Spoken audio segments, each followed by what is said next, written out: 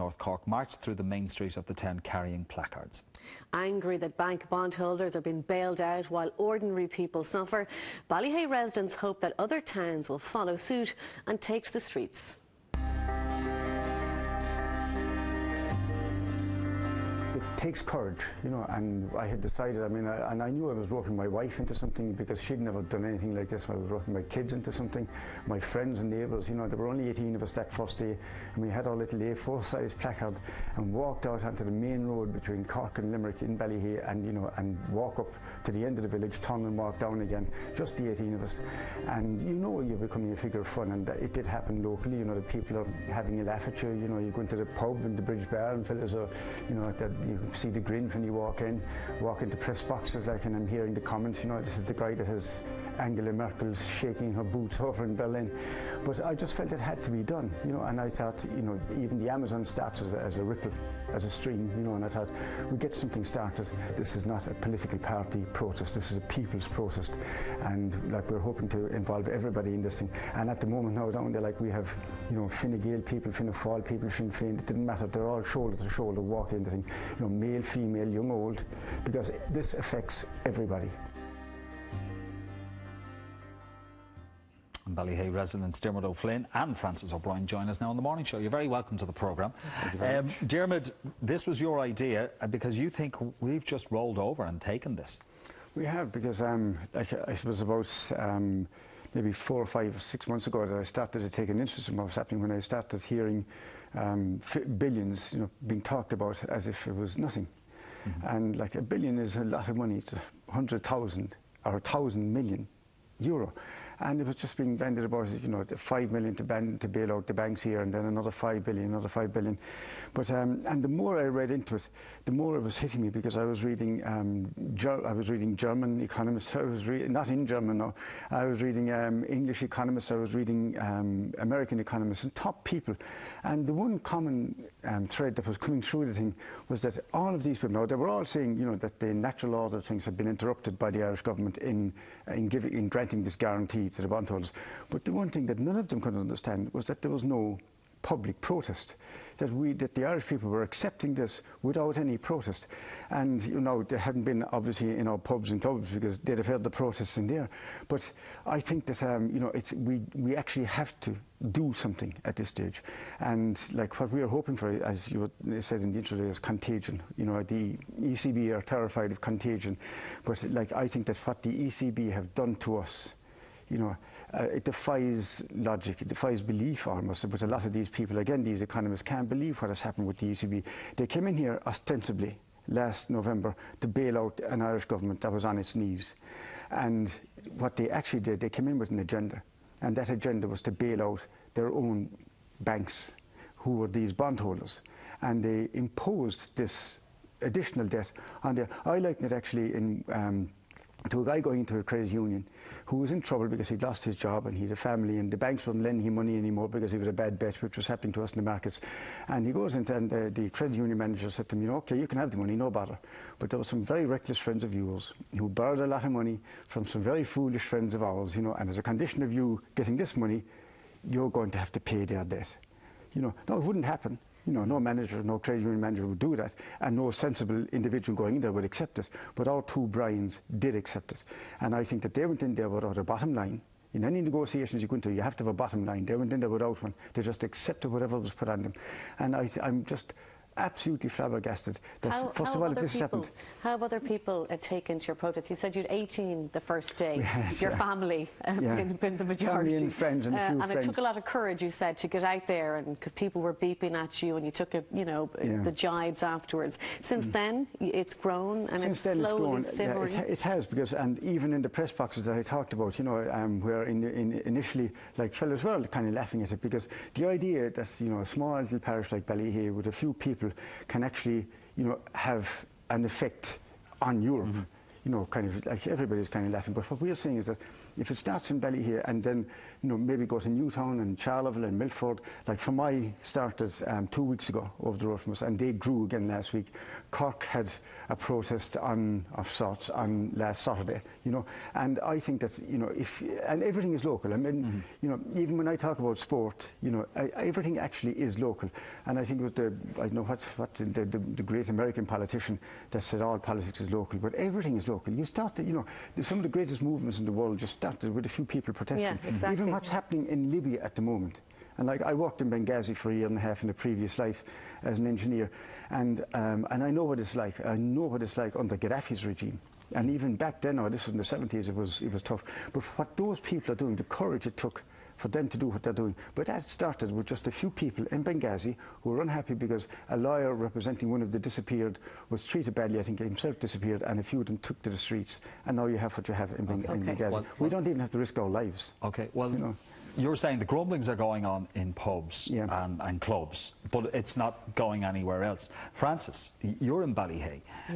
3 years ago, they threatened to take your medical card away. That's right. And you and your generation, you travelled from Ballyhea so that you could make your protest outside Dáil Éireann. Yeah. So are the generations coming through lacking that protest? I think so, and I think a programme like this would kind of galvanise them to come out and to not to be apathetic and to join the protest. And that's what I would like to come from this programme, that they would come out and peacefully protest, so that the government and Michael Noonan, the Minister for Finance, would, they say that the ECB won't, that they'll take our IMF and that they will, won't give it to us if we don't take on the private debt. But I think we would strengthen his case in the negotiations with the European Union, that if they know that the Irish people are behind him.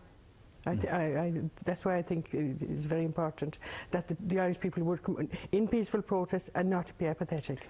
Did you join in that protest on the first day? Yeah, the first day, yeah, I did. You got involved. But you're doing it not for your generation, you're doing it for the generation. For our children and the children of Ireland and the grandchildren of Ireland, that they wouldn't be paying this. That you see, and you see the standard of living, their standard of living will go way down. And I have seen it firsthand in the 1960s. As I said to you, I was a staff nurse in the ambulance. They had nurses in the ambulance at that time.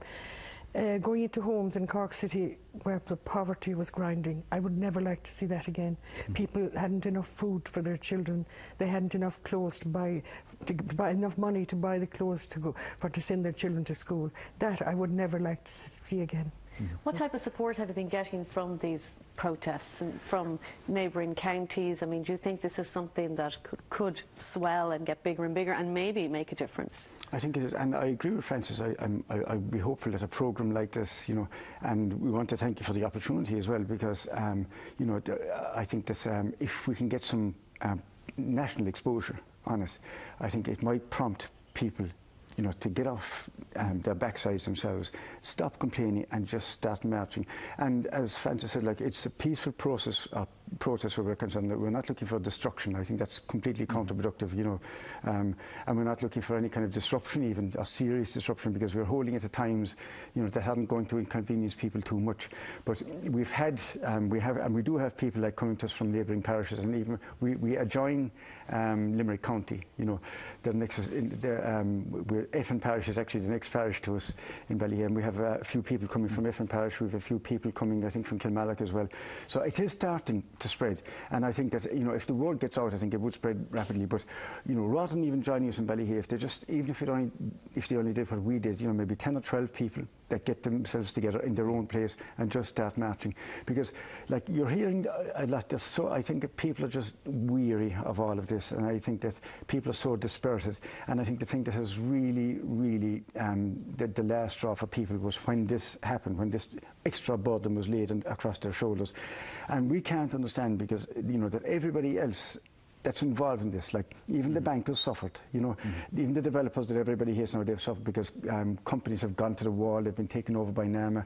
Everybody across the country has suffered, but the one crowd that haven't suffered are the people who supplied the money to the banks, that caused our economy to explode. They fuel this inferno, and they haven't been singed. Does it bother you that our new Taoiseach says that it's not reasonable or logical to go after them? Very much so. I mean, like, we all looked at the last government and we thought, they were weak, they were discredited. How they signed this agreement on our behalf, I don't know, because at that stage they had about as much authority as Gaddafi has in Libya. I mean, they were at that stage, all the opinion polls said that, they had no credibility, but they went out and they signed this on our behalf. A deal that will sink this country unless it's broken again. And then we had Fine Gael coming in, and I've heard them, saying that people didn't vote for them because they were promising that they were going to do the burden sharing. Well, I voted for them because they said they were going to do burden sharing. I'd never voted Fine Gael before. I'm not attached to any political party, but I hadn't voted Fine Gael before, but I did on this occasion because they had said they were going to make them share the burden, and they haven't. And even before he formed the government, Enda Kenny was making those sounds. Even before they formed the government, he was making those sounds. And it was then that we started protesting. But can I, just before we end, I just wanted to finish on a personal note. Ballyhea wasn't a place that benefited from the Celtic Tiger, Francis. No. And how is it losing out now? Well, there are lots of jobs, you see, a lot of young people having jobs. They're coming out of colleges. Even last night I met a lady, two of her sons have to go abroad. They're graduates. This is the way they're educated and going abroad. And a lot of in the construction, things have lost their jobs as well because the construction is... Resource teachers have been lost as well in local schools. Yes, that's it. Well, this is something, I mean, people are wondering, like, how does it affect us? But, like, I was listening to the radio last week and there was a little national school below in Wexford, 2 resource teachers, 1.5, but it's actually 2 that they're losing, and they had a lot of travellers in that school who were really benefiting from that. And if there's one way of integrating, travellers into the community here, it's education is the way to go.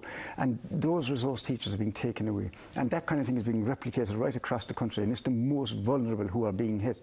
And meanwhile, and it just defies logic, the people who are not touched are the people who fueled it. They pour the billions and billions into this economy, and they are not being touched. I would say to Michael Noon, I would say to the ECB, you explain just 2 questions. They're all wondering, can we afford this? How can they squeeze this out of us? How can they reduce the interest rate and extend the term so that we can pay this in full? But 2 fundamental questions that I've never heard answered. Is it right that these people who fuel this bust should escape without being touched themselves? And secondly, is it right that this 100% debt should be put on our shoulders? OK, you'll be out protesting again, Francis, this Sunday? Saturday. Yes, please go ahead. It's this Saturday. We'll change it just this weekend to Saturday at 8:15. But I think you said there, it is not patriotic not to be out and not to... Enda Kenny said that it wasn't logical. I think it's not patriotic not to be going after them. Always. OK. Well, that's how we'll close it. Thank you very much. Let's hope that this is replicated in other towns, villages and cities around Ireland, and hopefully voices will be heard. Thank you so much for coming on this morning. Thank you very much. Now, after the break, it's the census for Irish animals, how a new scheme wants you to help track the numbers and species of Irish wildlife. Plus, after 33 years, he's shutting up shop. We'll be speaking to the owner of Comet Records in Temple Bar, who's